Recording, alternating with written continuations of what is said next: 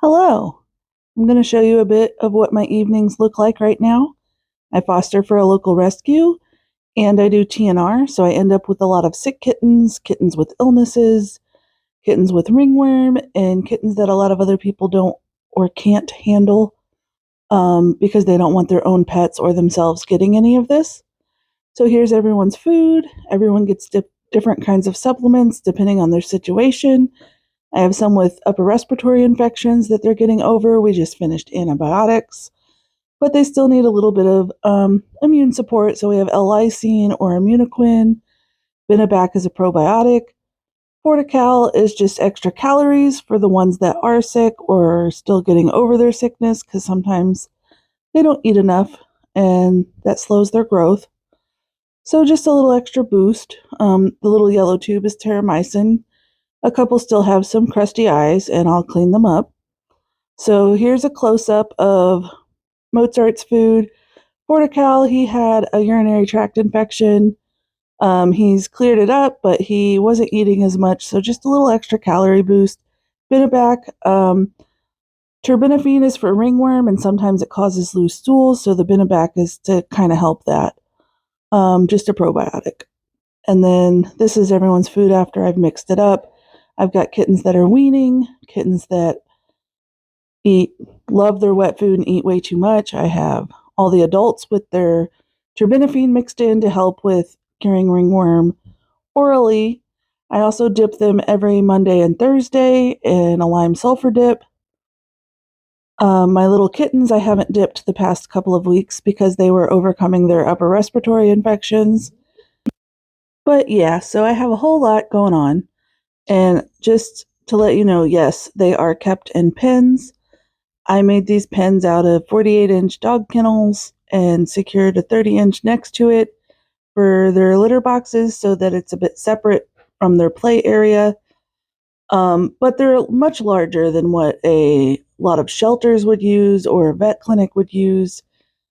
But they do have to be quarantined. I don't want ringworm. I don't want them reinfecting each other. I don't want them infecting my house and my pets. And a lot of times it can be kind of a stressful thing to do to them. And so the quicker you can get rid of it, the better. And the best way to do that is quarantine. So I'm just pointing out the supplements here. I am doing a voiceover because you couldn't hear me behind all the kittens meowing earlier when I was recording. So this is just all the supplements. But yeah, just a warning, they are in pens. They aren't going to be there forever. I mostly do feral fosters that need socialization, so sometimes putting them in a smaller space to work with them is best. And then I also do medical fosters. I can check temperatures, give fluids, give shots if they need like a sub-Q kind of B12 or antibiotic or whatever it is the vet wants done. So I take on a lot of the harder cases. So yes, they are in pens. No, they're not going to live in the pens forever. Unfortunately, with ringworm, it sheds through the fur, and that's what makes it so contagious. So it's just better for them to stay quarantined. And yes, we are in my garage, but I leave my house door open. It's heated and cooled. I put a heater in there. I have a humidifier for the ones with upper respiratory. So yeah, just don't come at me because they're in pens. They kind of have to be. With all that said, here are the kittens. Gonna feed them because they're screaming at us. I have not cleaned the pens yet. That mat's there because the one climbing the wall likes to fly out, land on the floor, crawl back in, and then eat. So I'm going to continuously pause this because I have to try and catch them and keep them in the pens.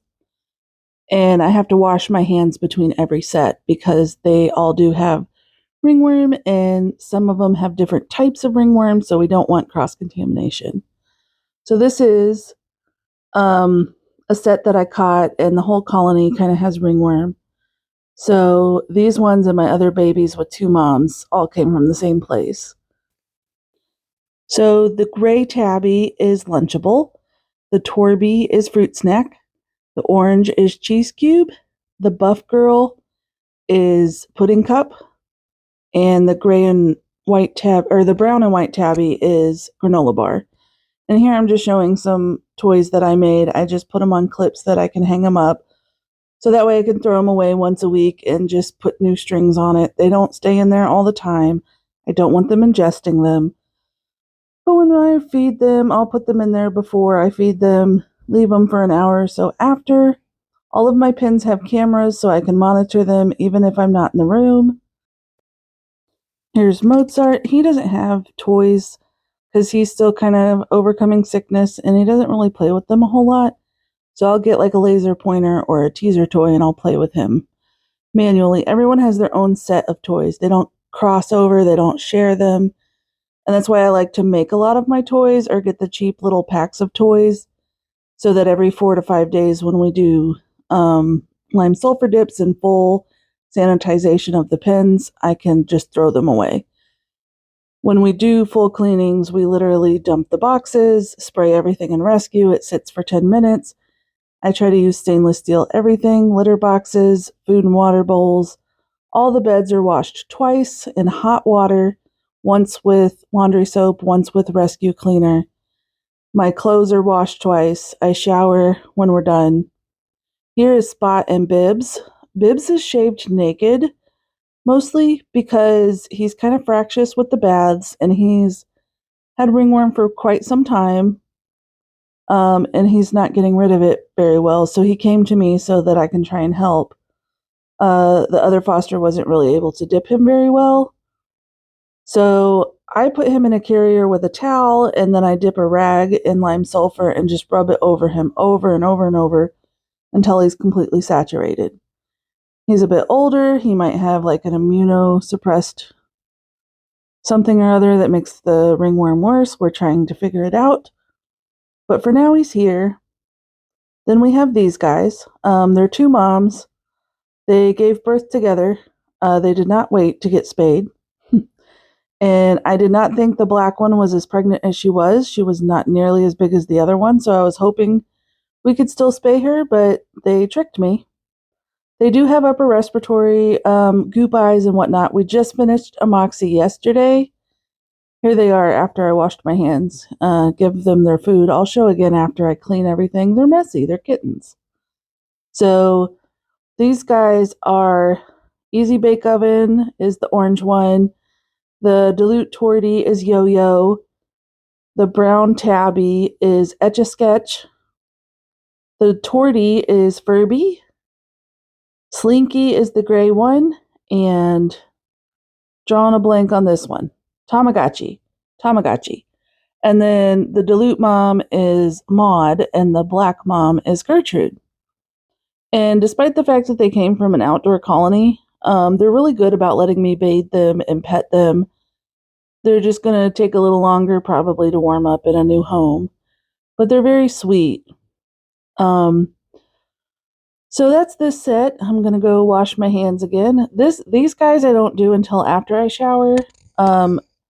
They came from another animal shelter nearby with a little bit less resources, and they had some crustiness to them, so the foster was scared to take them in case it was ringworm.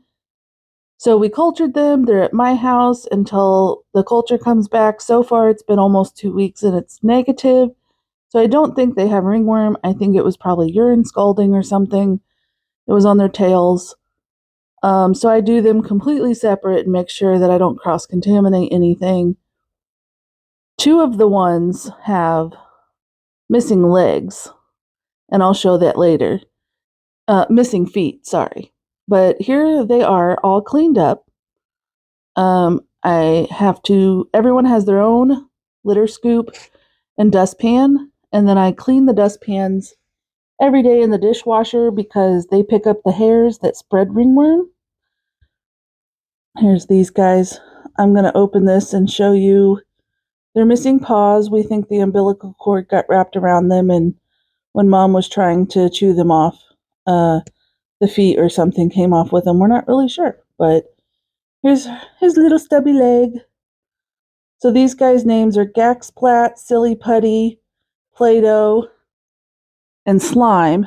And then I named Mom Super Soaker because she had an accident on her way to my house and peed on everyone. The poor girl. But that's these guys. And this was after I showered, so don't worry, I'm not cross contaminating anything. Hopefully, within another week, they can go to the original foster that was going to take them. It can take 3 weeks to grow a culture fully. And yes, I did start dipping at them and treating them as if they did have it, just to shorten the time it would take to cure them if it did come back positive. I have the humidifier running since they still have some little URI issues. This is my little light. I'll show you what that looks like. It also plays sounds or music or whatever. So this is them. It's bedtime. I'll come back in about 30 minutes and take all the toys away. They always play for a little bit. This is what a lot of people think ringworm looks like, and this is a typical lesion. These guys got it pretty bad. When they're sick, they tend to be more susceptible to ringworm because their immune systems are working hard on the illness. Young kittens also are still growing a good immune system, so they're more susceptible in general. This is one of their ears. A lot of their ears look like this. You can kind of see the crusting. That crustiness is usually a sign of ringworm, so it's not always lesions. So you really have to look at the ears, around the eyes and muzzle, their toes and legs, the underbelly, their tails, and then this is one of their bellies. It's really, really crusty. This is easy bake oven. So ringworm can look like a lot of different things. Crustiness, scaling, any kind of skin issue, we culture it just to make sure. And then we make sure we get 2 negative cultures in a row before we clear them as no longer ringworm positive. But thanks for watching. Sorry this is choppy.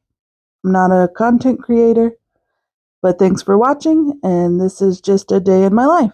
Thank you.